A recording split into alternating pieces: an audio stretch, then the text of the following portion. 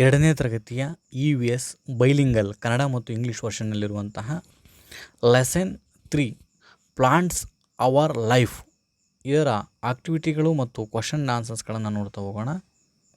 ಇದು ಪದ್ಯ ಭಾಗವನ್ನು ಇಲ್ಲಿ ನೀವು ನೋಡ್ಬೋದು. ನೆಕ್ಸ್ಟ್ ಆಕ್ಟಿವಿಟಿ 2ಗೆ ಬಂದರೆ ಈ ಸಸ್ಯವನ್ನು ನೋಡಿ ಅದರ ಹೆಸರನ್ನು ಬರೆದಿರುವಂಥದ್ದು. ಇದು ಬನಾನಾ ಪ್ಲ್ಯಾಂಟ್ ಬಾಳೆ ಗಿಡ, ವಾಟರ್ ಮೆಲನ್ ಪ್ಲ್ಯಾಂಟ್ ಕಲ್ಲಂಗಡಿ ಹಣ್ಣಿನ ಗಿಡ, ಬ್ರಿಂಜಲ್ ಬದನೆಕಾಯಿ ಗಿಡ. ಇವಕ್ಕೆ ಹೆಲ್ಪ್ ಬಾಕ್ಸ್ಗಳನ್ನು ಸಹಾಯವಾಗಿ ಬರೆದಿರುವಂಥದ್ದನ್ನು ನಾವಿಲ್ಲಿ ನೋಡ್ಬೋದು. ಆಕ್ಟಿವಿಟಿ 3ಗೆ ಬಂದರೆ ಇಲ್ಲಿ ಅವರು ಲೀಫು ಅಂದರೆ ಎಲೆ, ಫ್ಲವರ್ಸು, ಫ್ರೂಟು, ಸ್ಟೀಮು ಮತ್ತು ರೂಟ್ಸ್ ಬಗ್ಗೆ ಹೇಳಿರುವಂಥದ್ದು. ನೆಕ್ಸ್ಟು ಆಕ್ಟಿವಿಟಿ 4ಅಲ್ಲಿ ನಮಗೆ ಅದನ್ನು ಕಂಪ್ಲೀಟ್ ಮಾಡೋಕ್ಕೆ ಕೊಟ್ಟಿರುವಂಥದ್ದು. ಈ ಭಾಗದಲ್ಲಿ ನಾವು ಬರೆದಿರುವಂತಹ ಎಲೆಯನ್ನು ಬರೆಯುವಂಥದ್ದು, ಇದು ಫ್ರೂಟ್ಸನ್ನು ಬರೆಯುವಂಥದ್ದು, ಇಲ್ಲಿ ಸ್ಟೀಮನ್ನು ಬರೆಯುವಂಥದ್ದು, ಇಲ್ಲಿ ರೂಟನ್ನು ಬರೆಯುವಂಥದ್ದು. ನೆಕ್ಸ್ಟ್ ಬಂದರೆ ಆಕ್ಟಿವಿಟಿ 5ಗೆ ಬಂದರೆ ಇಲ್ಲಿ ತೆಂಗಿನ ಮರದಿಂದ ಆಗುವಂಥ ಉಪಯೋಗಗಳನ್ನು ಬರೆಯುವಂಥದ್ದು. ಇದು ತೆಂಗಿನ ಗರಿಯಲ್ಲಿ ವೆಲ್ಕಮ್ ಮಾಡಿರುವಂಥದ್ದು. ನೆಕ್ಸ್ಟ್ ತೆಂಗಿನ ಗರಿಯಲ್ಲಿ ಚಾಫೆ ಅಥವಾ ಬೀಸಣಿಕೆಯನ್ನು ಮಾಡಿರುವಂಥದ್ದು. ಇದು ಕೊಬ್ಬರಿ ಎಣ್ಣೆ, ನೆಕ್ಸ್ಟ್ ಇದು ಎಳನೀರು, ನೆಕ್ಸ್ಟ್ ಪೊರಕೆ ಮತ್ತು ತೆಂಗಿನಕಾಯಿಯ ಸಿಪ್ಪೆಯಿಂದ ಹಗ್ಗವನ್ನು ಮಾಡಿರುವಂಥದ್ದು. ಇಷ್ಟೊಂದು ಉಪಯೋಗವನ್ನು ಅವರು ಹೇಳಿರುವಂಥದ್ದು. ನೆಕ್ಸ್ಟ್ ಆಕ್ಟಿವಿಟಿ 6ಗೆ ಬಂದರೆ ಈ ಒಂದು ಬಾಳೆಹಣ್ಣಿನ ಗಿಡವನ್ನು ಕೊಟ್ಟು ಅದರ ಉಪಯೋಗಗಳು, ಎಲೆಯಿಂದ ಏನು ಉಪಯೋಗ ಅಂತ ಇಲ್ಲಿ ನಾವು ನೋಡಿ ಬರೀಬೇಕಾಗತ್ತೆ. ನೆಕ್ಸ್ಟ್ ಹಣ್ಣುನಿಂದ ನಾವು ತಿಂತೀವಿ ಅದ್ರ ಬಗ್ಗೆ ಬರೆಯುವಂಥದ್ದು. ಇಲ್ಲಿ ಕಾಂಡದಿಂದ ಏನು ಯೂಸ್ ಆಗುತ್ತೆ ಅಂತ ಬರೆಯುವಂಥದ್ದು. ನೆಕ್ಸ್ಟ್ ಅದೇ ರೀತಿ ಬಂದರೆ ಇಲ್ಲಿ ಹೂವಿನಿಂದ ನಮಗೇನು ಉಪಯೋಗ ಆಗುತ್ತೆ ಅಂತ ಬರೆಯುವಂಥದ್ದು. ನೆಕ್ಸ್ಟು ಇಷ್ಟು ಆಕ್ಟಿವಿಟೀಸ್ಗಳು ಒಂದು ಬಾಳೆ ಮರದಲ್ಲಿ ಸಿಗುವಂಥದ್ದನ್ನು ಯೂಸ್ ಆಗುವಂಥದ್ದು ನಮಗೆಲ್ಲ ಎಷ್ಟೊಂದು ಯೂಸ್ ಆಗುತ್ತೆ ಅನ್ನೋದಕ್ಕೆ. ನೆಕ್ಸ್ಟ್ ಆಕ್ಟಿವಿಟಿ 7ಗೆ ಬಂದರೆ ಇಲ್ಲಿ ಮಗುವಿಗೆ ಶೀತ, ಕೆಮ್ಮು, ನೆಗಡಿ ಆಗಿರುವಂಥದ್ದು. ಆಗ ತುಳಸಿ ಎಲೆಯನ್ನು ಇಟ್ಕೊಂಡಿದೆ, ಔಷಧಿಯನ್ನು ಇಟ್ಕೊಂಡಿದೆ, ಬಿಸಿ ನೀರನ್ನು ಇಟ್ಕೊಂಡಿರುವಂಥದ್ದು. ಆ ಮಗು ಕೆಮ್ತಿರುವಂಥದ್ದು, ಇಲ್ಲಿ ತುಳಸಿ ಗಿಡನೂ ಕೂಡ ಇರುವಂಥದ್ದು. ನೆಕ್ಸ್ಟ್ ಬಂದರೆ ಅರಿಶಿಣದ ಗಿಡವನ್ನು ನೀವು ನೋಡಿರ್ತೀರ, ಮಗು ಎಡೆ ಬಿದ್ದಿದೆ, ಮೊಣಕಾಲಿಗೆ ಪೆಟ್ಟಾಗಿದೆ, ಅರಿಶಿಣವನ್ನು ಹಚ್ತಿರುವಂಥದ್ದು. ಇವಕ್ಕೆ ಆನ್ಸರ್ಸ್ಗಳನ್ನು ನಾವು ಈ ಸಸ್ಯವನ್ನು ನೀನು ನೋಡಿದ್ದೀರಾ ಅಂತ ಕೇಳಿದರೆ ಎಸ್ ಅಂತ ಹೇಳಿರುವಂಥದ್ದು.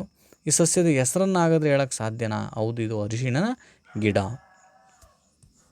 ನೆಕ್ಸ್ಟ್ ಈ ಅರಿಶಿಣ ಗಿಡದಿಂದ ನಮಗೆ ಎಷ್ಟೆಲ್ಲ ಉಪಯೋಗ ಇದೆ ಅಂತಕ್ಕಂಥದ್ದನ್ನು ನಾವು ಇಲ್ಲಿ ಹೇಳುವಂಥದ್ದು. ಅರಿಶಿಣ ಗಿಡದಿಂದ ನಮಗೆ ಎಷ್ಟೆಲ್ಲ ಉಪಯೋಗ ಇದೆ ಅಂತಕ್ಕಂಥದ್ದನ್ನು ಹೇಳುವಂಥದ್ದು. ಇದು ಯಾವ ರೀತಿ ನಮಗೆ ನಂಜು ನಿರೋಧಕವಾಗಿ ಗಾಯಗಳಿಗೆ ಗುಣಪಡಿಸುತ್ತೆ ಅಂತಕ್ಕಂಥದ್ದನ್ನು ಇಲ್ಲಿ ಬಳಸುವಂಥದ್ದು. ನೆಕ್ಸ್ಟು ಇದೇ ರೀತಿ ಅರಿಶಿಣದ ಗಿಡದ ತರಹ ಇನ್ಯಾವ ಗಿಡಗಳು ನಿನಗೆ ಗೊತ್ತಿದ್ದಾವೆ, ಅವ್ರ ಉಪಯೋಗ ಗೊತ್ತಿದೆಯಾ ಅಂತ ಬರೆಯುವಂಥದ್ದು.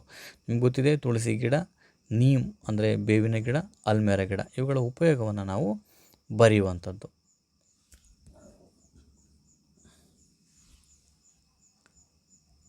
ಇವು ನಮಗೆ ಗೊತ್ತಿರುವಂತಹ ಔಷಧೀಯ ಸಸ್ಯಗಳು ಅಂತ ನಾವು ಕರಿತೀವಿ ಇವುಗಳನ್ನು ಇನ್ನೂ ನಿಮಗೆ ಗೊತ್ತಿದ್ದರೆ ಇವೇ ಬರೀಬೇಕು ಅಂತೇನಿಲ್ಲ. ಇನ್ನೂ ಗೊತ್ತಿದ್ದರೆ ಬೇರೆ ಬೇರೆ ಗೊತ್ತಿದ್ದರೆ ಅವನ್ನು ಕೂಡ ನೀವು ಇಲ್ಲಿ ತರಗತಿ ಕೋಣೆಯಲ್ಲಿ ಚರ್ಚೆ ಮಾಡುವಂಥದ್ದು.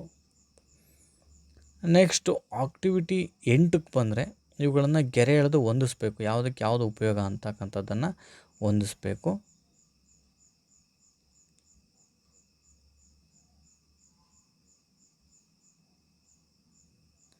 ನೆಕ್ಸ್ಟು ಆಕ್ಟಿವಿಟಿ 9ಕ್ಕೆ ಬಂದರೆ ಇಲ್ಲಿ ನೀನು ಹೂಗಳ ಹೆಸರುಗಳನ್ನು ಬರೀಬೇಕು. ನೀನು ನೋಡಿರುವಂತಹ ಹೂಗಳ ಹೆಸರುಗಳನ್ನು ಬರೆಯುವಂಥದ್ದು. ನೆಕ್ಸ್ಟು ಈ ಚಿತ್ರವನ್ನು ನೋಡುವಂಥದ್ದು. ಇಲ್ಲಿ ಜಡೆ ಚಿತ್ರ, ಗಣಪತಿಗೆ ಹೂವಿನ ಅಲಂಕಾರ ಮಾಡಿರುವಂಥದ್ದು, ಪೌಡ್ರ್ ಇರುವಂಥದ್ದು, ಇಲ್ಲಿ ಮನೆಯ ಅಲಂಕಾರವನ್ನು ಮಾಡಿರುವಂಥದ್ದು. ಇದನ್ನು ನೀನು ಹೂಗಳನ್ನು ಎಲ್ಲೆಲ್ಲಿ ಬಳಸ್ತೀಯಾ ಅಂತ ಕೇಳಿರುವಂಥದ್ದನ್ನು ನೀವು ಬರೆಯುವಂಥದ್ದು. ಮತ್ತು ಆ ಹೂವನ್ನು ಇನ್ನೂ ನಾವು ಯಾವ್ಯಾವುದಕ್ಕೆ ಯೂಸ್ ಮಾಡ್ತೀವಿ ಅಂತಕ್ಕಂಥದ್ದನ್ನು ಬರೆಯುವಂಥದ್ದು. ನೆಕ್ಸ್ಟು ಆಕ್ಟಿವಿಟಿ 10ಗೆ ಬಂದರೆ ಒಂದು ಮರದಿಂದ ಎಷ್ಟೆಲ್ಲ ಉಪಯೋಗ ಇದ್ದಾವೆ ಅನ್ನೋದನ್ನು ರೆಡ್ ಲೈನಲ್ಲಿ ಯಾವುದರಿಂದ ಮರದಿಂದ ಉಂಟಾಗುವಂಥ ಉತ್ಪನ್ನಗಳು ಅಥವಾ ಮರದಿಂದ ನಮಗೆ ಸಿಗುವಂಥ ಉಪಯುಕ್ತ ವಸ್ತುಗಳು ಯಾವ್ಯಾವು ಅನ್ನೋದನ್ನು ರೆಡ್ ಲೈನಲ್ಲಿ ಎಳೆದು ಗುರುತಿಸಿರುವಂಥದ್ದು. ನೀವು ಯಥಾ ರೀತಿ ಟೆಕ್ಸ್ಟ್ ಬುಕ್ನಲ್ಲಿ ಎಳೆದು ಗುರುತಿಸ್ಕೋಬೇಕಾಗತ್ತೆ.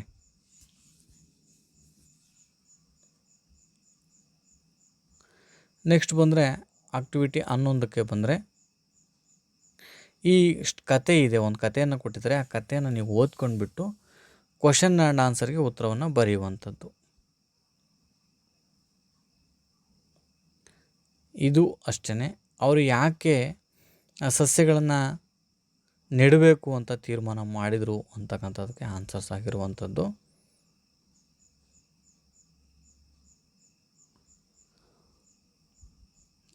ನೆಕ್ಸ್ಟು ಅದರ ಅವಶ್ಯಕತೆ ಯಾಕಿದೆ, ಸಸ್ಯಗಳನ್ನು ನೆಡಬೇಕು ಮತ್ತು ಅದರ ಅವಶ್ಯಕತೆ ಯಾಕಿದೆ ಅಂತಕ್ಕಂಥದ್ದಕ್ಕೆ ಆನ್ಸರ್ಸನ್ನು ಬರೆದಿರುವಂಥದ್ದು. ಹೌದು ತಾನೆ, ನಮ್ಮ ಸಸ್ಯಗಳನ್ನು ಯಾಕೆ ನೆಡಬೇಕಾಗಾದರೆ ಅನ್ನೋದಕ್ಕೆ ಇಲ್ಲಿ ಆನ್ಸರ್ಸನ್ನು ಬರೆದಿರುವಂಥದ್ದು. ನೆಕ್ಸ್ಟ್ ವರ್ಕ್ಶೀಟ್ 1 ಇಲ್ಲಿ ಒಂದು ಕೊಕೊನಟ್ ಟ್ರೀಯನ್ನು ಬರೆದು ಅದರಿಂದ ಡಿಫ್ರೆಂಟ್ ಪಾರ್ಟ್ಸ್ ಏನೇನು ಯೂಸ್ ಆಗುತ್ತೆ ನಮಗೆ ಅನ್ನೋದ್ರ ಬಗ್ಗೆ ಬರೆದಿರುವಂಥದ್ದು. ಇದು ಸಿಪ್ಪೆ ಮಟ್ಟೆಯ ಸಿಪ್ಪೆ, ಅದರಿಂದ ಏನೇನು ತಯಾರು ಮಾಡ್ತೀವಿ ಅಂತ. ಇದು ಗರಿಯಿಂದ ಕಾಯಿ ಇದೆಯಲ್ಲ, ತೆಂಗಿನ ಕಾಯಿಯಿಂದ ಏನೇನು ಸಿದ್ಧಪಡಿಸ್ತೀವಿ ಅಂತಕ್ಕಂಥದ್ದನ್ನು ತೋರಿಸಿರುವಂಥದ್ದು. ಇಲ್ಲಿ ಎಲೆಯಿಂದ ಏನೇನೆಲ್ಲ ಪಡ್ಕೊಂತೀವಿ ಉಪಯೋಗ ಅಂತಕ್ಕಂಥದ್ದು. ಇದು ಚಿಪ್ಪಿನಿಂದ ಏನೆಲ್ಲ ಪಡ್ಕೊಂತೀವಿ ಅಂತಕ್ಕಂಥದ್ದು. ಓಕೆ. ನೆಕ್ಸ್ಟ್ ವರ್ಕ್ಶೀಟ್ 2ಗೆ ಬಂದರೆ ನೀವು ಡಿಫ್ರೆಂಟಾಗಿರುವಂತಹ ಎಲೆಗಳನ್ನು ತೆಗೆದುಬಿಟ್ಟು ಈ ರೀತಿ ಚಿತ್ರಗಳನ್ನು, ಕ್ರಾಫ್ಟ್ ವರ್ಕನ್ನು ಮಾಡುವಂಥದ್ದು. ಇದನ್ನು ನೀವು ನಿಮ್ಮ ಪುಸ್ತಕದಲ್ಲಿ ಅಂಟಾಕಿ ತರಗತಿ ಕೋಣೆಯಲ್ಲಿ ಪ್ರದರ್ಶಿಸುವಂಥದ್ದು. ನಿಮ್ಮ ಪುಸ್ತಕದಲ್ಲಿ ಜಾಗ ಇದೆ ಇದನ್ನು ಹಾಕೋಕ್ಕೆ. ಈ ರೀತಿ ನೋಡಿರಿ, ಹಲ್ಲಿಯನ್ನು ಸಿದ್ಧಪಡಿಸಿರುವಂಥದ್ದು. ಈ ರೀತಿ ನೀವು ನೋಡ್ಕೊಂಡ್ಬಿಟ್ಟು ಇದರಲ್ಲಿ ಯಾವ್ದಾದ್ರು 2-3 ಮಾಡಿದರೆ ಸಾಕಾಗುತ್ತೆ. ಇಲ್ಲಿ ಇವುಗಳನ್ನು ಬಿಟ್ಟಿರುವಂಥ ಅಕ್ಷರಗಳನ್ನು ಅಥವಾ ಫಜಲನ್ನು, ಇದು ಸಸ್ಯಗಳ ವಿವಿಧ ಭಾಗಗಳು, ಪ್ಲಾಂಟ್ ಪಾರ್ಟ್ಸ್ ಇದ್ದಾವೆ, ಅವುಗಳನ್ನ ತುಂಬುವಂಥದ್ದು. ನೆಕ್ಸ್ಟು ವರ್ಕ್ಶೀಟ್ 4ಗೆ ಬಂದರೆ ಯಾವ್ದು ಸರಿ ಯಾವ್ದು ತಪ್ಪು ಅಂತ ಹಾಕಬೇಕು. ಇದು ಸರಿ ಇರುವಂಥದ್ದು.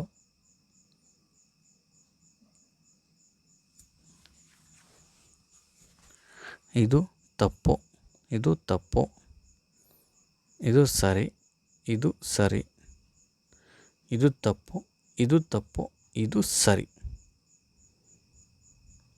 ನೆಕ್ಸ್ಟು ವರ್ಕ್ಶೀಟ್ 5ಗೆ ಬಂದರೆ ಇಲ್ಲಿ ಎಲೆಗಳ ಚಿತ್ರವನ್ನು ಕೊಟ್ಟಿದ್ದಾರೆ ಈ ಪೇಜಲ್ಲಿ. ಇವುಗಳಿಗೆ ಬಣ್ಣವನ್ನು ಹಾಕುವಂಥದ್ದು. ಇನ್ನೂ ಮುದ್ದಾಗಿ ನೀವು ಬಣ್ಣವನ್ನು ಹಾಕ್ಬೋದು. ನಾನು ಮಾದರಿಯಾಗಿ ತೋರಿಸಿರುವಂಥದ್ದು. ನಿಮಗೆ ಇನ್ನೂ ಚೆನ್ನಾಗಿ ಹಾಕ್ತೀವಿ ಅಂದರೆ ಹಾಕ್ಬೋದು. ನೆಕ್ಸ್ಟ್ ಇದು ಹೂಗಳ ಚಿತ್ರ, ಹೂಗಳ ಚಿತ್ರಕ್ಕೆ ಬಣ್ಣವನ್ನು ಹಾಕುವಂಥದ್ದು.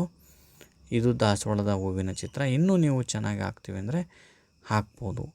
ಇದು ಆಕ್ಟಿವಿಟಿಗಳಿಗೆ ಸಂಪೂರ್ಣ ಉತ್ತರಗಳು ಅಂತ ಹೇಳ್ತಾ, thank you for watching video.